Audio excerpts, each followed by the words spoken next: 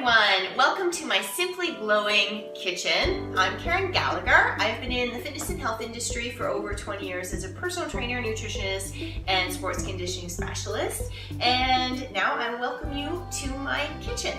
So today what we're going to be making is my adrenal fatigue healing soup. It's a squash, sweet potato, and pear soup with a hint of ginger. It's absolutely delicious. It's one of my favorite soups, and a lot of my clients have shared this recipe with my clients, and they make it every week. It's not only is it easy to make, but as well it's very healing, as it uses so many healing foods, all natural foods, vegetables, as well as the hint of pear, so healthy fruits, and ginger, garlic, and kale. It's like a super soup, one big bowl of goodness. So first of all, I've got everything. I kind of cheated, so I got everything all chopped up here ahead of time. I got the squash and the carrots mixed together here, the sweet onion, as well as the sweet potato, a pear. Usually I use 1 to 2 pears. Today I just have 1 pear, but if you like a sweeter soup, you can add a little bit more pear, as well as our chopped celery. So right now we're just going to grate a little bit of about 2 tablespoons of fresh ginger. And I always like I'll use the bigger side because this is all going to be cooked together and then grounded up towards the end. So as we know, ginger is very healing. It's great for your immune system as well as for reducing any inflammation in the body. And when you're suffering from adrenal fatigue, it's really, really important that you keep your immunity strong. And by obviously consuming a diet that's high in whole foods, and lots of fruits and vegetables, lots of colors, you're going to get that, all the vitamin A, the vitamin C, your potassium, magnesium. It's all going to be beneficial for healing and supporting your adrenals. So we'll just get some ginger here. I love the smell of ginger. And again, with this is 1 to 2 tablespoons. When I'm making my soups, I'm going to be honest, I don't measure a lot. Depends on what the flavors I want to focus on. But usually with ginger I add a little bit more just because it has such a great aroma and sweet taste. So I'm just going to set this aside. Next up that we're going to do is chop up some 3 cloves of garlic. And again, if you like a soup that's a little bit more garlicky, you can add more garlic. Obviously there's tons of healing powers in garlic, very high in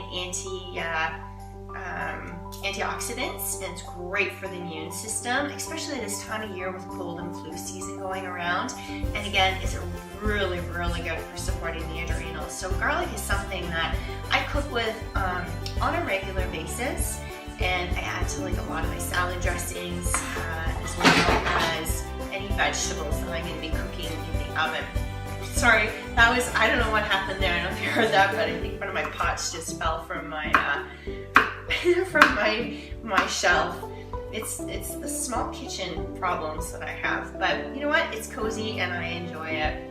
So just chopping up some of the garlic here, garlic cloves, so that we can add to the soup. Take off some of this outer skin. And I got this garlic actually from my dad's garden, and it's amazing when you get stuff that's fresh, like off the farm, from a farmer's market. This is right out of his back garden, and oh my goodness, if you can smell it right now, it is so strong. So I find with his garlic, I don't need as much because it's so potent. However, obviously, you know, it's a personal preference.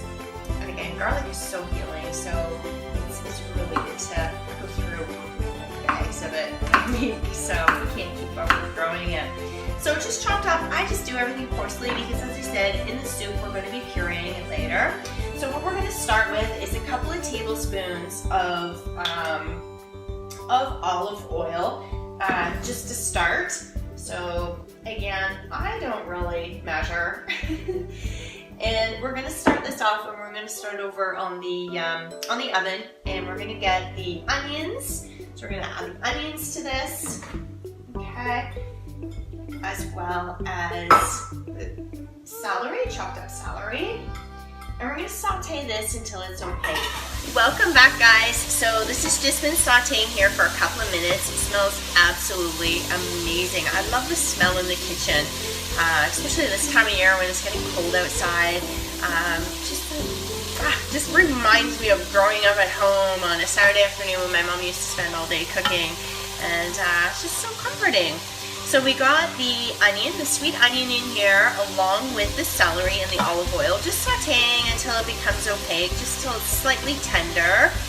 And next up, and if you find it's a little bit dry and there's not enough oil in there, you can add just a splash of water, just so the consistency becomes just a little bit better for sauteing. So next up, what we're going to do, we're going to add the garlic. So a couple of cloves of freshly chopped garlic. Add that in there, as well as our sweet potato. So I'm going to add this in. And I use one big sweet potato for this, just chopped up. It doesn't have to be fancy because, as I mentioned before, all of this is going into the pot and then we're going to be pureeing it later on tonight. So next ingredients are the pre-chopped. I have these a little bit smaller.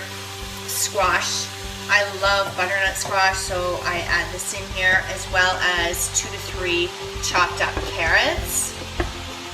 So many healing foods, very hearty. This is like a meal in itself. So that goes in the pot as well. Oh, it's getting thick. And as well as our pears, we got 1 whole pear here. Like I said before, sometimes I use a little bit more pear. You can use 2 pears if you like, if you want to have a sweeter taste to it.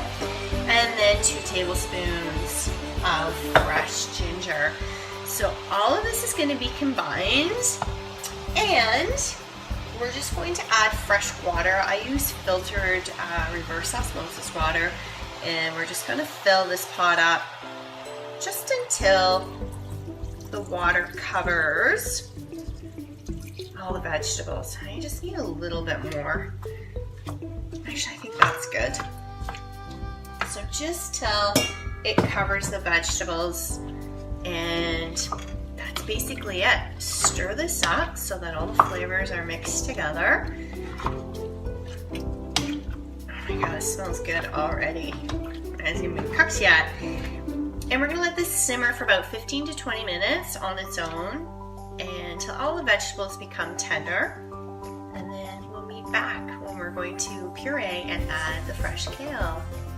So while our soup is simmering, which is going to take about 15-20 minutes, we're going to get our kale basically rinsed here and then destem it. And we're just going to use a couple of big fluffy pieces. I got 2 big pieces here, but these are pretty big. And all we're going to do is get these all chopped up. Again, I like to take the stem out because these I'm just folding into the soup, so you don't want any big chunks, and you kind of want to be able to chew these once it's into the soup. So I just take out the stem part, and we're just going to chop this up. So we'll be ready for the soup when it's finished. I just like to bunch it up. And kale is something, oh my goodness, I buy bunches and bunches of kale every week, and I add it to my salads, to my soups, to my protein shakes in the morning, my smoothies. It's such an amazing, as we all know, superfood vegetable with amazing nutrients like vitamin C and vitamin E and potassium, magnesium. There's fiber in here. There's just so much goodness that goes into it. So it's great to add to anything, like even your burgers, and sneak it into your kids' smoothies is the best way. So just chopping it up. So they're kind of in coarse pieces, and we're just going to set this aside so that when the soup is done, all we're simply going to do is just fold this in, and it just adds a little bit of color as well as more nutrients to the soup. Okay, so we'll be back in 15 minutes. Welcome back, guys. So we had the soup simmering for about 15 minutes on the stove. It's actually not, the vegetables aren't really mushy. They're still a little, they're a little bit al dente, if that's what the word you would use for that. But they're pretty cooked through. So what I'm gonna do is, I've already pureed half of it, but what I'm gonna do is take the other half, I just put it into my drink cup here, add it to the Vitamix. You can also use a hand blender for this as well. It's very, very easy to blend up. And I'm just gonna add the rest here. I'm gonna try and do this as gracefully as possible. Just adding the rest. This smells so good. I love soup, especially this time of year. It's just incredible. So that's all in the blender. And the last ingredient, actually, that I'm going to add to this, one of the last ingredients is cinnamon, which has many, many healing properties. As well, it's great for balancing out your sugar levels. So it's something, again, that I add to a lot of my shakes. I add it to my oatmeal, I add it to my soups. It's such a great, great, great spice. So we're gonna blend this up.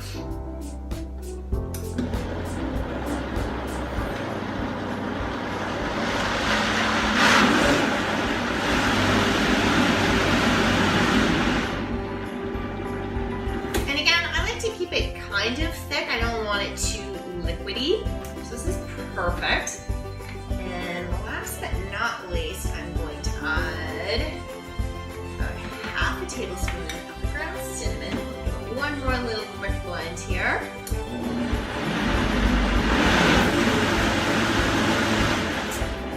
And we're done. It's easy as that, guys. So simple. Like literally this takes about less than 30 minutes to make from start to finish.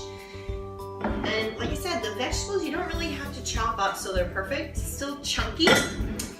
And then we're going to add this. This is actually one of my favorite bowls. If I'm having company, I'll bring out my grandfather's pottery. He was a potterer, and I have a lot of his pieces. And as you can see, this is a beautiful bowl. So I'm going to use this as a pretty demonstration here, or presentation, I should say, to add the soup. Oh my gosh, it looks so good. And this makes quite a few batches, so you probably will want to freeze some of this and have it on hand to pull out. You know, I always tell my clients, always make extra when you're cooking, so then that way, you know, you're coming home, you're just getting off the subway or coming in from a long day of work at 6 o'clock at night, and you know, you got the kids to look after and there's nothing made for dinner. This is something that's easy that you can just throw in the freezer, and on those nights when you're crazy hectic, you can pull it out and have a whole food, complete, nutritious meal without any preservatives. And the very, very last ingredient that I add before serving this is the kale. So again, we chopped up some kale and into some fairly, you know, thick chunks, and we're just gonna fold this in because you don't want it to be really, really soggy. So again, this is something that you're gonna add just before serving, and adds a great color contrast. So there we have it, guys. This is my adrenal fatigue boosting sweet potato squash, ginger, and pear soup. It's absolutely delicious. It takes only minutes to make, and it's great for this time of year. Thank you guys for joining me in my kitchen.